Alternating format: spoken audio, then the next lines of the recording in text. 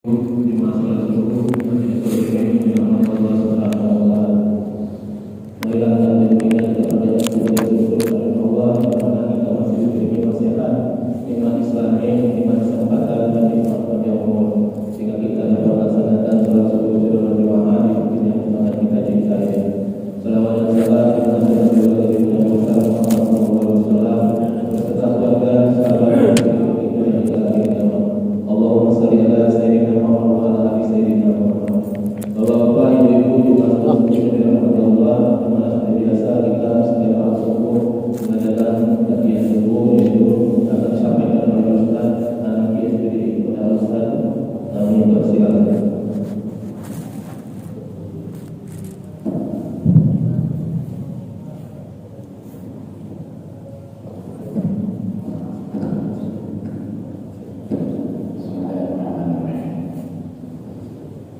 Assalamualaikum warahmatullahi wabarakatuh. Alhamdulillah, wassalatu wassalamu ala Rasulillah wa ala alihi wa sahbihi wa mawalah. Rabbi shrah li sadri wa yassir li amri wahlul 'uqdatam min lisani yafqahu qawli wa yassir li amri warzuqni fahma. Allahumma faqihni fid din wa 'allimni ta'wil. Allahumma inna nas'aluka rahmatan nabiyyin Allahumma malaikatil muqarrabin. Allahumma a'inna bil ilmi wa zayyinna bil ilmi wa akrimna bit taqwa wa jami'na bil afiyah bi rahmatika ya arhamar rahimin. Subhanaka la ilma lana illa ma 'allamtana innaka antal alimul hakim wa la haula wa la quwwata illa billahil aliyyil azim.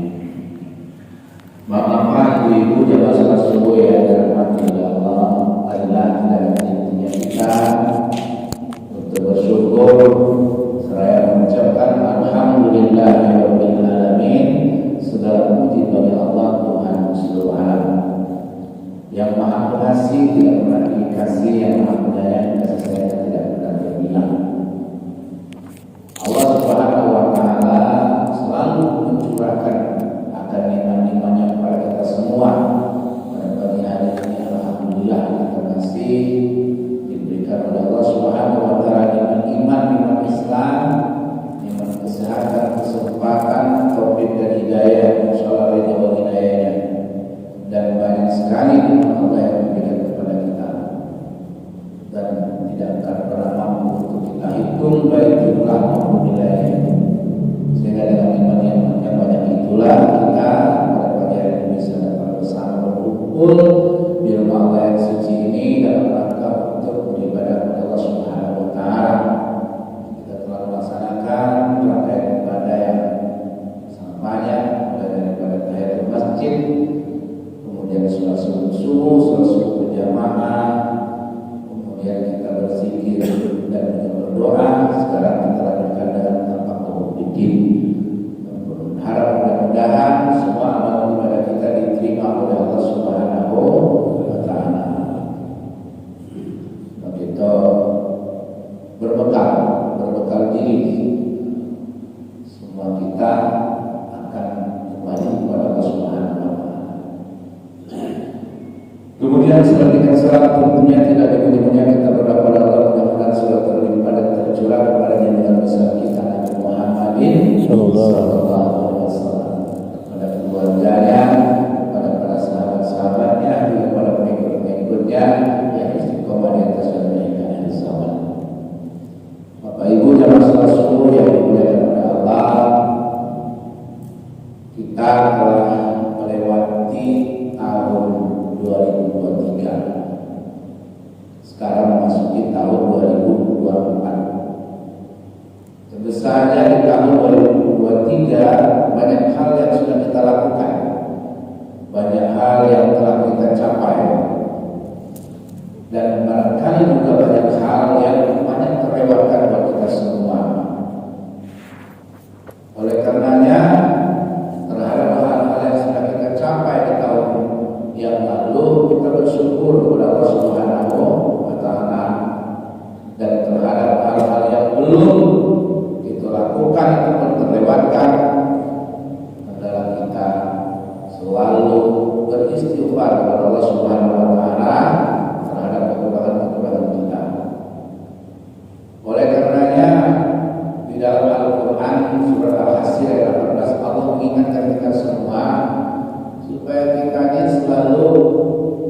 kita melewati tahun baru itu, melewati pergantian tahun itu disuruh untuk muhasabah, disuruh untuk merenung terhadap diri kita ini, apa saja yang sudah kita lakukan di masa-masa yang lalu, terutama dalam ketaatan kepada Allah Subhanahu wa taala.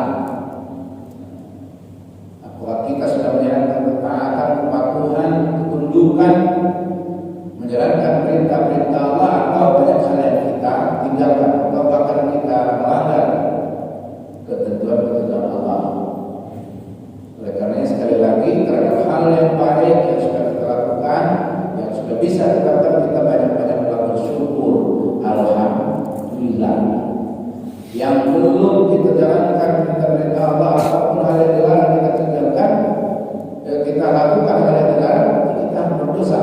Maka hal itu mestinya kita untuk beristighfar, bertobat kepada Allah Subhanahu wa taala. Karena kita betul-betul mau menggunakan pemikiran kita dalam muhasabah ini, kita tidak tahu apa yang kita lakukan. Oleh karenanya dalam Al-Quran Allah berfirman, ya ayyuhalladzina amanu taqullah. Ini wahai orang-orang beriman, bertakwalah kepada Allah.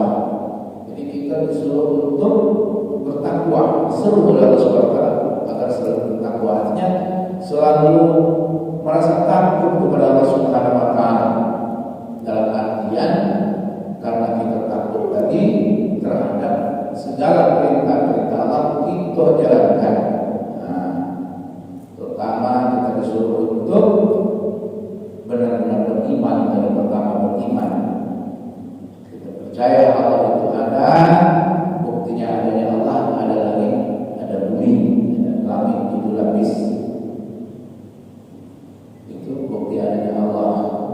Langit yang tinggi, langit yang besar, tak ada jantung, padahal ada tiangnya, ada talinya.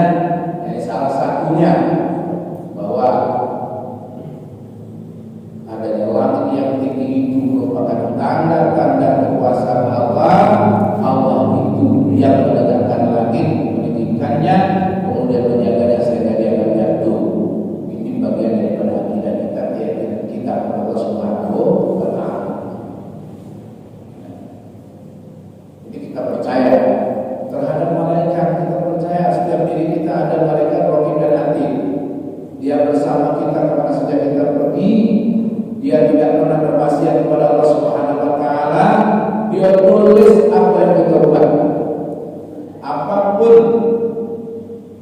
hal yang kita katakan, hal yang kita lakukan, hal yang kita buat, semuanya ditulis oleh malaikat kiraman katibin. Setiap kita ada 2 malaikat yang menyertai. Ini keimanan kita. Kalau kita selalu mengingat bahwa bersama kita ada malaikat-malaikat Allah, pastinya kita akan memikirkan apa yang kita katakan, apa yang kita buat. Karena dicatat, ditulis, tidak ada yang terlewatkan satu pun sekecil apapun. Allah memberitahukan kepada kita semua, "Amma ya'mal misqala dzarratin khairan yarah, wa ma ya'mal misqala dzarratin syarran yarah." Siapa yang berbuat baik sekecil biji apapun kecil, barangkali tidak bisa kita lihat dengan mata kepala kita kecuali pakai alat pembesar, ada kecil. Itu semua tertulis, ditulis oleh malaikat raqib.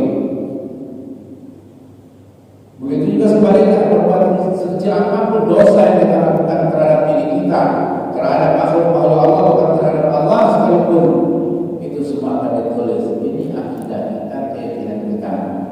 Sehingga bagi kita tidak ada tempat tersembunyi di hadapan Allah Subhanahu wa taala. Amal kita itu terang benderang.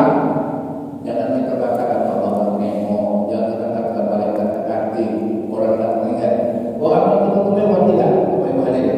Karena kita ada keyakinan di hari akhirat, namanya yaumul hisab. Ada yaumul hisab itu artinya hari-hari semua amal kita dihitung. Ada yaumul mizan, hari-hari di mana pada hari itu amal kita ditimbang oleh Allah Subhanahu wa taala, ditimbang. Itu keyakinan kita. Persoalan bagaimananya enggak usah ditanya. Kita disuruh percaya dengan perkara yang gaib yang memang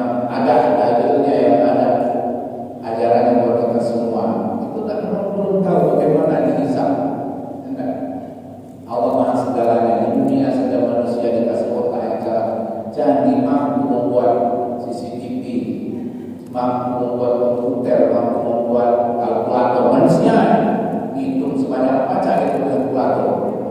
Amal-amal kita yang sudah kita lewati itu, kalau ada CCTV macam itu, tengok semuanya. Itu manusia.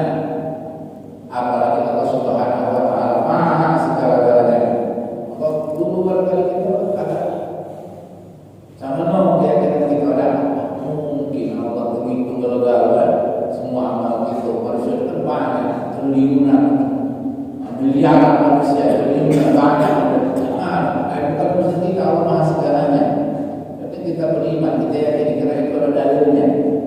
Bapak Ibu hadirin yang dimuliakan oleh Allah, itu orang beriman kepada Allah Subhanahu wa Ta'ala.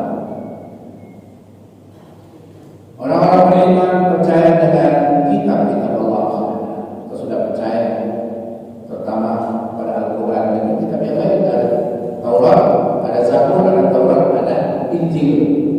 Taurat, Zabur, Injil memang kita tidak diperintahkan untuk membacanya, tapi kita wajib beriman karena sebelum Al-Quran ada kitab yang lain. Yang kita yakini Al-Quran merupakan kitab suci kita, di dalamnya menerangkan bahwa semua isi kitab-kitab terdahulu itu sudah ada dalam Al-Quran. Tidak usah baca kitab yang lain. Al-Quran itu menerangkan kitab-kitab terdahulu bahwa kitab-kitab itu sudah diubah oleh tangan-tangan manusia, sehingga tidak boleh kita baca, boleh kita imani saja. Karena salah satunya isi kitab mereka di rumah itu, kalau ditanya di dalam kitab terakhir setelah Taurat Injil ada dalam Nabi Muhammad dalam kitab mereka. Saya sempat bertanya kepada orang-orang yang beriman kepada Injil itu, ternyata tidak ada sedikit pun cerita tentang Nabi Muhammad. Mereka tidak mengenal Nabi Muhammad, mereka mengenal saja apalagi beriman. Mereka mendustai, mereka tidak percaya kalau Nabi Muhammad itu Nabi Allah Subhanahu wa Ta'ala dalam kitabnya. Bagi kita tidak, kita percaya dengan kitab-kitab terdahulu, walaupun kita tidak pernah melihat, walaupun kita belum pernah mendengar, walaupun kita belum pernah membacanya, tapi kita beriman. Bapak Ibu hadirin yang dimuliakan oleh Allah, kepada Rasul sudah pasti Rasul kita Nabi Muhammad yang terakhir. Namun sebelum Nabi Muhammad ada Rasul-Rasul yang lain, bukan Rasul. Nah, Nabi banyak, ada jumlahnya, Rasul cuma 25. Itu ajaran yang kita yakini bahwa Nabi Muhammad adalah Nabi akhir zaman, tidak ada Nabi yang bangga, tidak ada Nabi setelah Nabi Muhammad. Khataman Nabi menutup segala Nabi. Makanya kita keyakinan ini banyak harga mati beriman kepada Muhammad ini, Nabi terakhir ini. Apakah ada orang beriman dengan Nabi-Nabi setelah Nabi Muhammad? Oh banyak. Nabi-Nabi palsu itu banyak. Tidak. Itu yang diyakini oleh orang-orang yang berpaham sesat, beraliran sesat, sehingga mereka meyakini Nabi tidak pernah terputus, terus ada pada sampai akhir zaman. Sementara kita umat Islam tidak. Walaupun bahasa Arabnya fasih, atau kiai hadis dan saya itu bahasa Arabnya fasih, Quran hadis keluar kepala, ada keturunan Arab, berpakaian seperti orang Arab, tapi mengaku sebagai Nabi, maka kita tidak wajib mengimaninya, bahkan wajib mengingkarinya. Itu bagi kita orang-orang beriman. Kita percaya pada hari akhirat sudah pasti diawali dengan alam barzah yang akan terpantau kita semua, bahwa kita sekarang ada di alam dunia, semua kita akan menuju namanya alam barzah. Orang beriman percaya itu semua. Kalau sudah disuruh oleh Allah Subhanahu wa Ta'ala untuk beriman, meyakini alam akhirat itu dia mengawal dengan alam barzah. Alam barzah itu dunia lewat, akhirat belum nyampe. Itulah namanya alam barzah, di mana nanti ada pertanyaan, salah satu pertanyaan yang akan ditanyakan kepada kita semua, siapa saudaramu? Man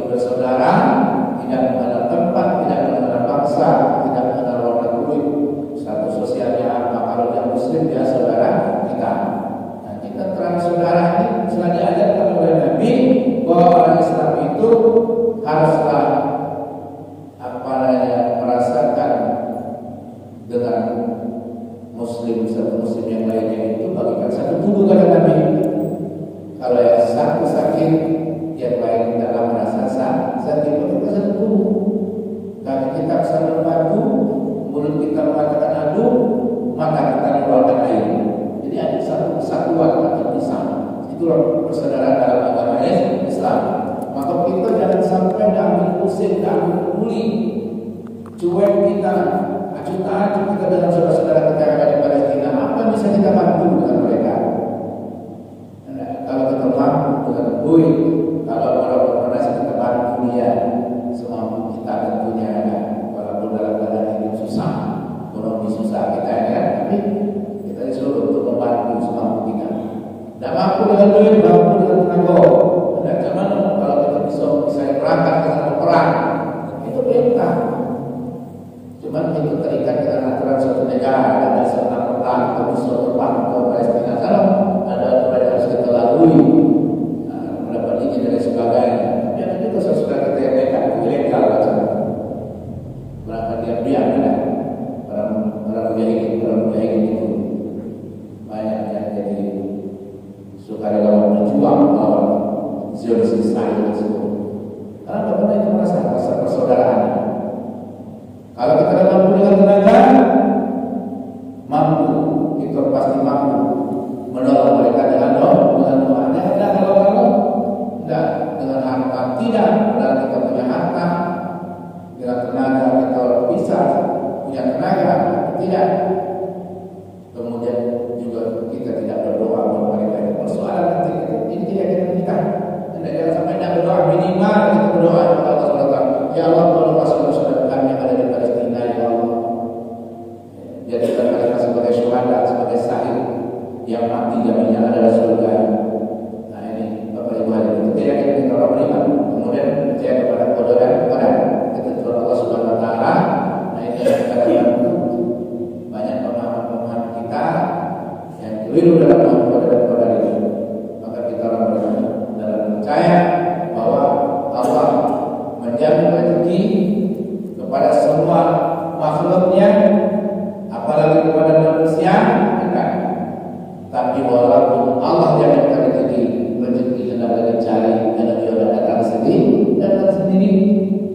Jangan ada kesalahan paham karena kalian pada surah Waqiah sudah baca Waqiah, sudah gawe, tidak akan dikasih oleh Allah. Kenapa? Caranya bukan macam itu. Silakan baca surat Waqiah, silakan sholat duha untuk menjadi rezeki, tapi setelah itu kita disuruh bekerja. Bekerja pun harus mengikuti tuntunan Allah Subhanahu Wa Taala. Bapak Ibu hadirin yang dimuliakan oleh Allah. Kemudian takwa ini kalimat yang sering kita dengar, tapi kadang cuma sebatas bibir saja. Takwa kita tidak masuk ke hati, sehingga rasa takut itu kita bisa pisahkan kita di masjid takut, takwa di dalam hadis semena-mena seolah Allah melihat dan sebagainya. Ini tidak. Orang-orang bertakwa itu adalah selalu merasa takut di mana saja mereka berada. Walaupun ada orang, tidak ada orang, perintah kita jalankan semampu kita. Larangan Allah kita tinggalkan mutlak, tidak ada batasannya. Yang namanya perintah kita semua mampu kalau meninggalkannya. Kapan kita kerjakan? Itu kalau kita kerjakan berarti kita melanggar ketentuan Allah Subhanahu Wa Taala. Bapak Ibu hadirin yang dimuliakan oleh Allah. Jadi takwa ini kalau menurut Imam Husaini, dia membagikan takwa itu sesuai dengan huruf yang ada dalam kata takwa. Huruf takwa itu ada 4, huruf ta, huruf qaf, ta, huruf waw, kemudian huruf ya, takwa. Nah, maka dibagikan dia takwa itu tawadhu. Tawadhu itu artinya tidak sombong. Tak sombong itu artinya tunduk dan patuh kepada Allah Subhanahu Wa Taala, rukuk dan sujud. Itu ciri orang bertakwa. Rukuk, sujud, patuh menyerahkan diri kepada Allah. Ini tak yang pertama, tak huruf ta itu tawadhu, artinya merendahkan diri di hadapan Allah. Kita letakkan bagian paling atas dari diri kita ini ke lantai setara dengan kaki kita, dalam rangka kita menghambakan diri kepada Allah. Itu ciri takwa pertama. Salah satunya adalah merendahkan diri di hadapan Allah. Jangan sombong, merasa paling. Orang sombong itu orang yang merasa paling. Kalau sudah merasa paling itu berbahaya. Aku yang paling hebat, kalau bukan aku siapa lagi? Aku lebih baik dari siapa-siapa.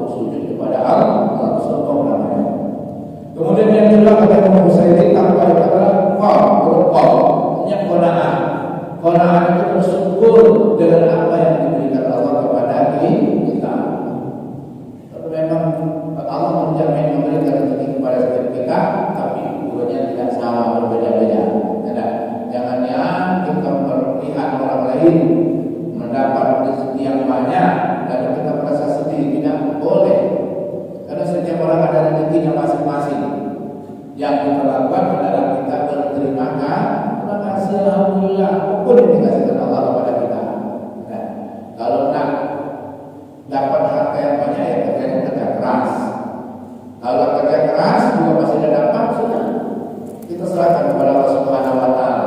Allah yang menentukan kita walaupun rezeki itu sama-sama ditakdirkan oleh Allah. Bagian dari takdir semua orang punya rezeki, tapi kadar yang kita miliki berbeda-beda.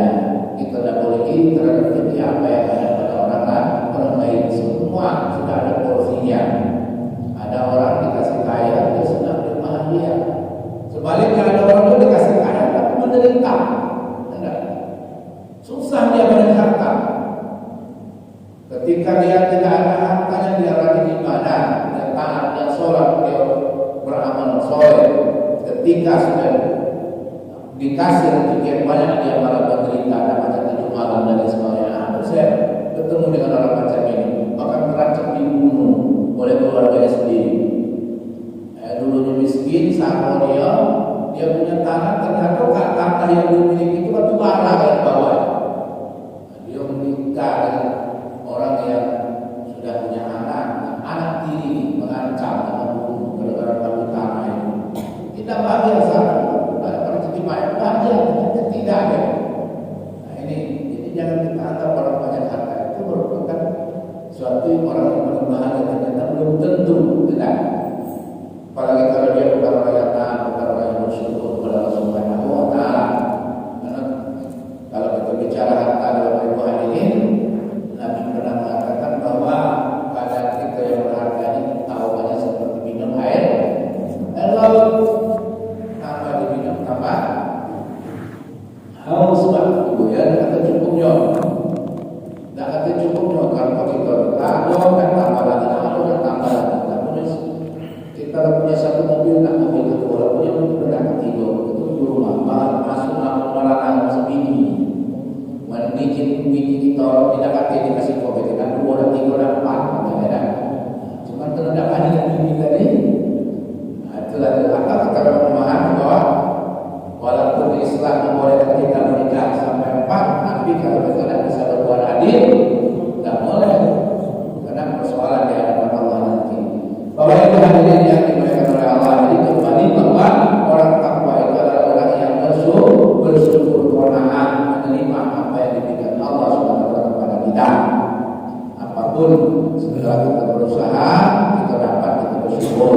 Kalau kita berusaha, kita tidak dapat, kita bersyukur, sabar, jangan marah. Nah, sesungguhnya Allah Maha tahu. Kalau saya katakan tadi, ada orang yang memang mampu dikasih harta yang banyak, mampu dia, senang, bahagia, dia bisa berbuat dengan hartanya. Tapi ada juga orang yang tidak mampu, bahkan tambah kaya, tambah serakah, bahkan tambah jauh dari Allah, bahkan sangat takut kalau mati. Enak, takut mau kaya-kaya dengan ini, ada yang takut kepada kaya. Tidak, tidak semuanya. Ada orang kaya takut mati. Namun, betul banyak. Untuk mati kita mana rumah, untuk mati kita baca mana mobil baru. Apalagi kita untuk mati muda, ya. Gitu kan, mati ada ini ya, mobil berbahangan. Banyak orang salah bahkan karena pengalaman macam itu orang negara punya mobil, negara punya rumah, untuk aku negara mati. Nah ini salah pulau ya, salah untuk macam ini. Kita disuruh mencari harta sebanyak-banyak uang, berikan kepada kita kepada bagi. Tidak iman di dunia kita kata Aisyah apa? Bekerja kamu untuk dunia seolah-olah kamu akan hidup selama-lamanya. Kalau kita berpikir kita hidup selama-lamanya, pasti kita sebanyak harta. Salah kita, maka kita berusaha keras. Tapi sebaliknya, walaupun kata-kata untuk boleh tapi ingatlah bekerja kamu untuk akhirat seolah-olah nanti besok. Inilah hebatnya agama Islam. Alhamdulillah kita diberi suatu pelajaran yang sangat berharga bahwa kita hidup harus seimbang, kejar dunia, kejar akhirat. Dunia kita kerja, carilah harta kita sebanyak-banyaknya, tapi pastikan kita mencari harta dengan cara yang halal. Jangan kita menipu, jangan kita sampai menunjukkan uang kita, jangan. Kenapa? Karena harta kita tinggalkan itu akan menjadi jariah kemarin. Harta jariah kita, harta itu. Jadi harta kita dapat dengan cara yang halal tadi, apakah rumah, apakah mobil, apakah tanah, apapun bentuk harta kita, itu bagian dari jariah kita. Ketika kita mati, kalau dia manfaat orang hidup, itu mendatangkan pahala. Banyak sekali kita banyak hak halal hidup pastikan, tapi dengan harta yang baik dan halal tadi, cawan-cawan yang baik, silakan kaya dan tidak besar. Bahkan kita harus kaya sebenarnya. Islam itu menyelamatkan manusia dari kemiskinan salah satunya. Harus jadi orang kaya, tapi kaya miskin kedua-duanya adalah ujian dari Allah Subhanahu Wa Taala.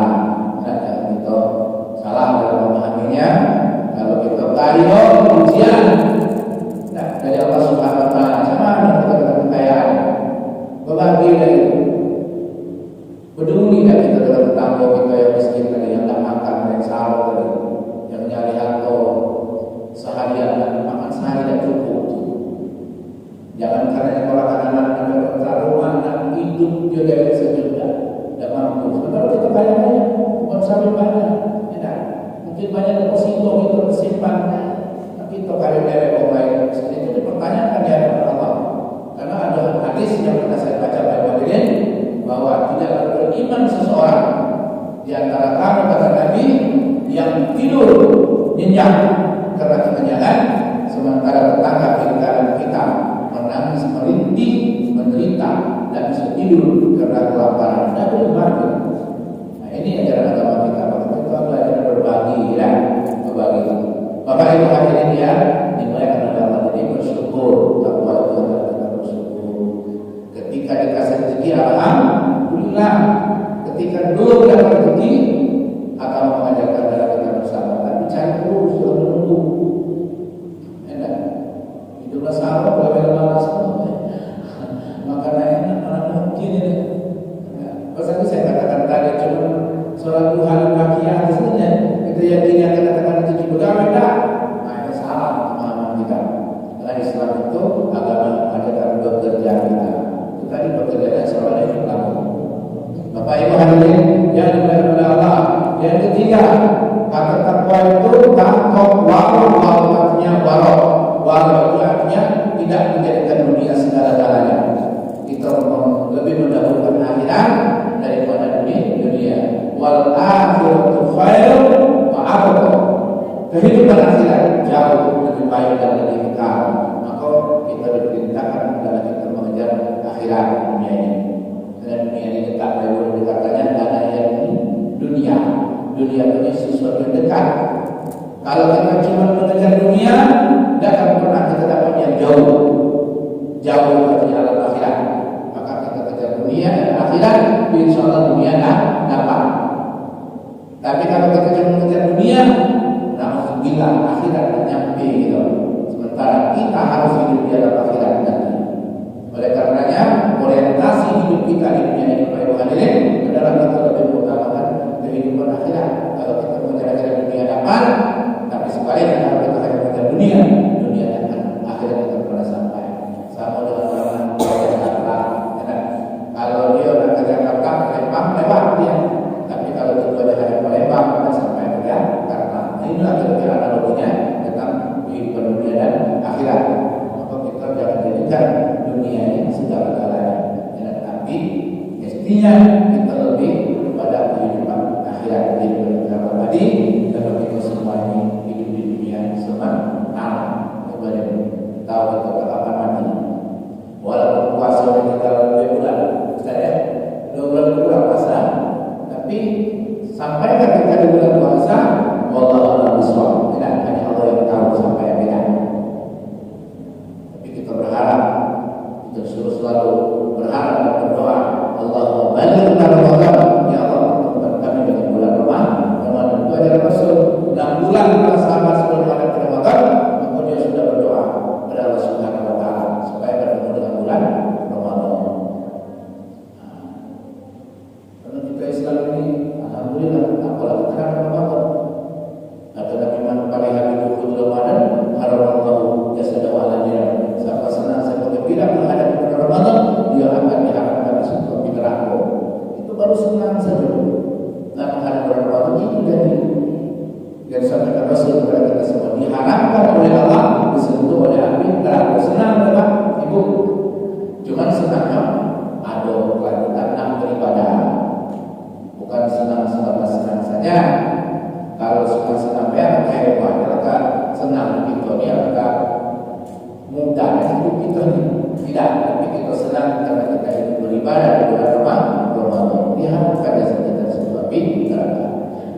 hadirin yang dimuliakan oleh Allah. Kemudian yang terakhir kata takwa itu adalah ya artinya yakin, yakin, percaya benar-benar kepada Allah Subhanahu wa taala. Ya alladzina taqullaha waqti wa beriman bertakwalah kamu dengan sebenar-benar bertakwa. Berimanlah kamu kepada Allah dengan sebenar-benar iman. Kita disuruh beriman sebenar-benarnya, bertakwa sebenar-benarnya. Jangan kita kamu suruh benar-benar. Bapak Ibu hadirin yang dimuliakan oleh Allah. Kemudian ayat berikutnya dikatakan wa tanzur nafsun ma qaddamat lighad. Hendaklah setiap diri memikirkan tentang apa bekal dan menghadapi hari akhirat. Adalah yang kita katakan demikian. Itulah guna kita merenung bagaimana amal-amal yang sudah kita buat di akhirat dilado perlu sembahyang kita ini yang kita kerjakan kira-kira benar atau tidak. Syarat dan hukumnya minimal kan? Kalau diterima dan itu urusan kita, bukan domain kita. Urusan Allah diterima tidak diterima ibadah itu adalah urusan Allah. Tapi sah atau tidak sah itu disuruh kita mempelajarinya, lengkap di syarat dan hukumnya. Macam mana sholat kita, bagaimana niat kita, bagaimana kita mengerjakannya. Apakah sholat itu ibarat dalam sholat saja? Apakah kita sudah khusyuk belum?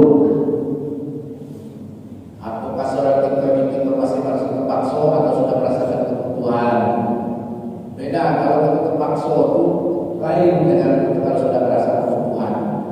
Kalau sudah merasa kebutuhan, pokoknya pada sembahyang baca tidur, masuk sholat isya. Kita sudah merasa kebutuhan, tidak bisa kita tidur sebelum sholat isya. Kecuali kecapeannya atau kelemahan sebaik sio ya. Tapi kalau kita lagi malas, kita berpikir, mungkin kita lewat dari sholat isya. Kita sudah merasa dia kebutuhan, sudah senang hati. Kalau sholat dulu senang hati. Gelisah ya. Karena meninggalkan sholat kalau itu kegelisahan. Maka nanti kita tentang dosa apa dosa itu, kata Nabi dosa itu ketika kau berangkat terserah kau merasa gelisah, itulah dosa. Nah, Bapak Ibu hadirin yang dimuliakan oleh Allah, kita renung ini, kita renung berkenaan dosa-dosa kita yang masa lalu kita bertobat, kita punya dosa semua kepada saya yakin arti yang suci kita. Karena Nabi sendiri mengatakan kullu bani adam khata'un wa khairul khata'ina at-tawwabun. Setiap anak Adam pasti berdosa dan sebaik-baik orang berdosa adalah orang yang bertobat kepada Allah Subhanahu wa taala. Baik hadirin yang dimuliakan oleh Allah, mungkin ini saja yang kajian kita pada hari ini. Mudah-mudahan kita dapat untuk selalu muhasabah dalam tentang diri kita ini dan memikirkan tentang nasib kita untuk alam akhirat. Jangan sampai kita cuma mengejar dunia saja dan dunia akan kita lewati. Dan kalau kita tidak bersiap pada alam akhirat, maka kita akan menjadi orang yang sengsara nanti.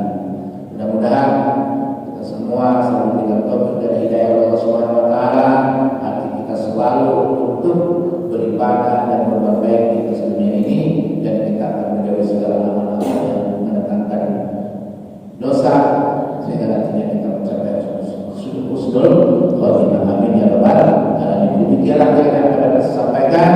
Terima kasih atas segala perhatiannya. Mohon maaf atas segala kesalahan. Kalau ini benar kata Rasulullah seperti kata hati, kalau salah kata saya mohon maaf. Pada kita sama-sama berdoa. Bila hidayah. Assalamualaikum warahmatullahi wabarakatuh. Baik hadirin kita bahas tentang Rasulullah. Bismillahirrahmanirrahim. Alhamdulillah wassalatu wassalamu ala asyrofil mursalin wa ala alihi washabihi ajmain. Allahumma ja'al jam'ana jam'an marhumah wa taqabbal min ibadika bermasumah. Allahumma inna nas'aluka ilman nafi'an wa rizqan wasi'an wa amalan mutaqabbalan wa shifaan min kulli da'in wa syarrin bi rahmatika ya arhamar rahimin. Allahumma inna husnul khatimah wa la taqul husnul khatimah. Allahumma inna wa walidayna wa rahmataka wa bayatina rabbana atina fid dunya hasanah wa fil akhirati hasanah wa qina adzabannar. Sallallahu alaihi wa sallam. Subhana rabbika rabbil izzati amma yasifun wa salamun alal mursalin walhamdulillahi rabbil alamin. Assalamualaikum warahmatullahi wabarakatuh. Waalaikumsalam warahmatullahi wabarakatuh.